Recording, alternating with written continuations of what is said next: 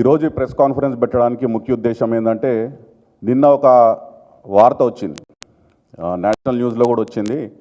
అది తెలంగాణ ప్రజలకు తెలవాలి. అసలు ఈ రాష్ట్రంలో ఏం జరుగుతుంది, ఎటువంటి పరిపాలన జరుగుతుంది, రాష్ట్రం ఏ విధంగా అధోగతి పాలవుతుంది అనేది ప్రజలకు, ముఖ్యంగా తెలంగాణ ప్రజలకు తెలవాలి. కాబట్టి ఈ వార్త, Telangana loses ₹1700 crore solar manufacturing project by premier energies to Andhra Pradesh.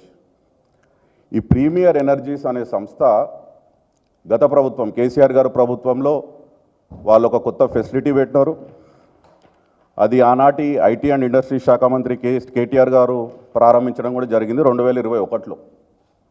Premier energies వారి ఫెసిలిటీ, ఈ ఫెసిలిటీ వారు ప్రారంభించిన తర్వాత అదే సంవత్సరం 2021-22లో వాళ్ళు ఏం అనౌన్స్ చేసినారంటే, ప్రీమియర్ ఎనర్జీస్ వాళ్ళు మేము తెలంగాణలో రాబోయే రోజుల్లో 700 కోట్లు పెట్టుబడి పెడతాం, 1200 కోట్లు పెట్టుబడి పెడతాం అని చెప్పి వాళ్ళు ఇచ్చిన అనౌన్స్మెంట్స్ ఇవి.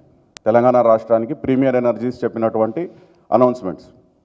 తీరా కట్ చేస్తే 2023 తర్వాత ప్రభుత్వం మారింది, రేవంత్ రెడ్డి గారి ప్రభుత్వం కొలువు తీరింది. ఇప్పుడు ఎట్లాంటి వార్తలు వస్తున్నాయంటే ఇట్లాంటి వార్తలు వస్తున్నాయి. ఇది ఒకటే సంస్థ కాదు, ఈ ప్రీమియర్ ఎనర్జీస్ అనే ఒకటే సంస్థ కాదు. గతంలో కూడా తెలంగాణలో రేవంత్ రెడ్డి గారు ప్రభుత్వం వచ్చినాక, కొలువు తీరినాక మల్టీనేషనల్ కంపెనీస్ తెలంగాణలో పెట్టుబడులు పెడతాము అని అనౌన్స్ చేసి గతంలో ఎంఓయూలు చేసుకొని భూమి అలకేట్ అయినాక ప్రభుత్వం మారంగానే ఎందుకు వేరే రాష్ట్రాలకు తరలిపోతున్నారు. ఇది Corning glass company. Corning glass company 1000 కోట్లు పెట్టుబడి పెడతామని చెప్పి గత కేసీఆర్ ప్రభుత్వం ఉన్నప్పుడు వాళ్ళు అనౌన్స్ చేశారు. తీరా ఏమైంది, ప్రభుత్వం మారంగానే ఈ 1000 కోట్ల పెట్టుబడి కార్నింగ్ కంపెనీ చెన్నైకి తరలిపోయింది.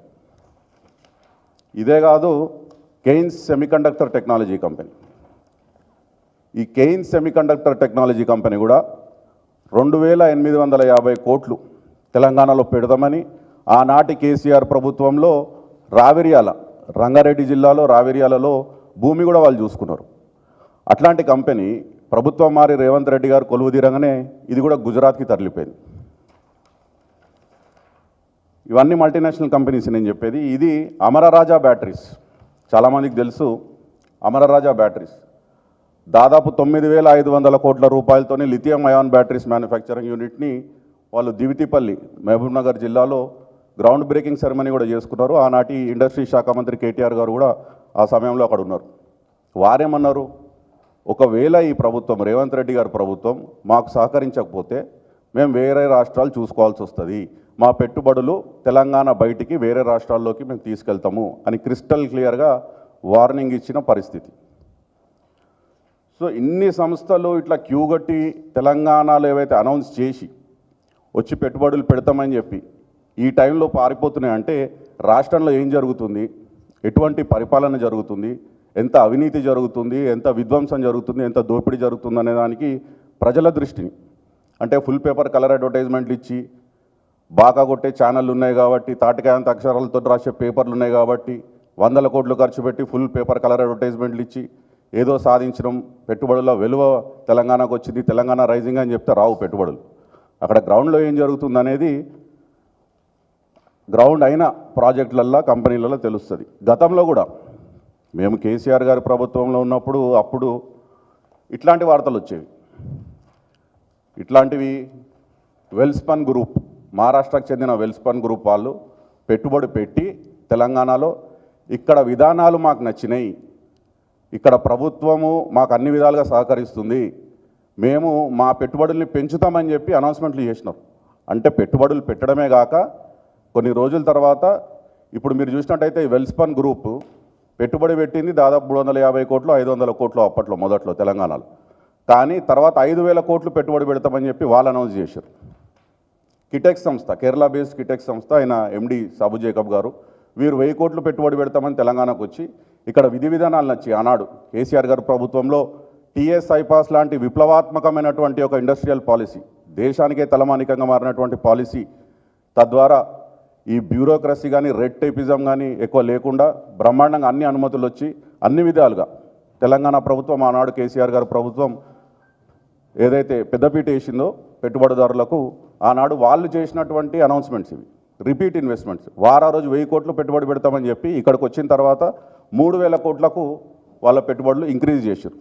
మేము ఆ రోజు గర్వంగా చెప్పినాం, తెలంగాణలో కేసీఆర్ ప్రభుత్వంలో వచ్చే పెట్టుబడులు ప్రైవేటు పెట్టుబడుల ద్వారా రిపీట్ ఇన్వెస్ట్మెంట్స్ అంటే ఒక ఇన్వెస్ట్మెంట్ వచ్చి మళ్ళీ వాళ్ళే రిపీట్ ఇన్వెస్ట్మెంట్స్ దాదాపు 26% రిపీట్ ఇన్వెస్ట్మెంట్స్ వచ్చిన ఏకైక రాష్ట్రం తెలంగాణ. అందులో కేసీఆర్ గారు ప్రభుత్వం ఉన్నప్పుడు 2014 నుండి 2023 వరకు. సరే, ఇదంతా న్యూస్ పేపర్ ఆర్టికల్స్. మరి దీని విషయం ఏంది? ఇది ప్రజలు చూడాలి. ఇది ప్రభుత్వ వెబ్సైట్ టీఎస్ ఐపాస్ వెబ్సైట్లో ఉన్నటువంటి లెక్కలు. ఇయర్ బై ఇయర్ ఎన్ని ఇండస్ట్రీస్ వచ్చినాయి, తద్వారా ఎన్ని వేల కోట్ల పెట్టుబడులు వచ్చినాయి, ఎంతమందికి ఉద్యోగ అవకాశాలు కల్పించారు అనేది year by year TS iPASS వెబ్సైట్లో ఎవరన్నా పోయి చూడొచ్చు. అంటే గమ్మత్తుకి ఈ మధ్య ఏమైందంటే రేవంత్ రెడ్డి గారి ప్రభుత్వంలో అసెంబ్లీలో కేసీఆర్ గారు సమగ్ర కుటుంబ సర్వే గురించి మాట్లాడితే ప్రభుత్వ వెబ్సైట్ MCRHRD నుంచి ఆ సర్వేని తొలగించారు.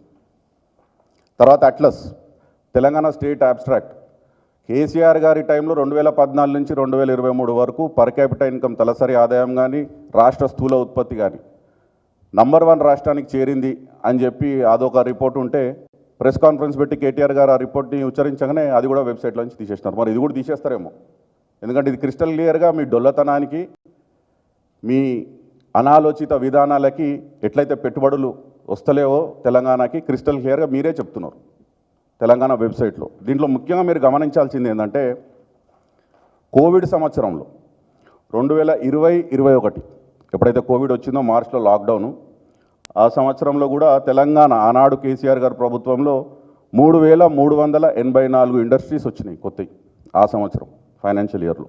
తద్వారా పెట్టుబడులు వచ్చేసి 16,047 కోట్ల పెట్టుబడులు, 1,62,597 ఉద్యోగాలు ఆ రోజు కోవిడ్ సంవత్సరంలో తెలంగాణలో వచ్చినాయి కేసీఆర్ గారి టైంలో. కట్ చేస్తే ఈ ఆర్థిక సంవత్సరం 2024-25 ఇంకో 20 రోజులైతే అయిపోతుంది.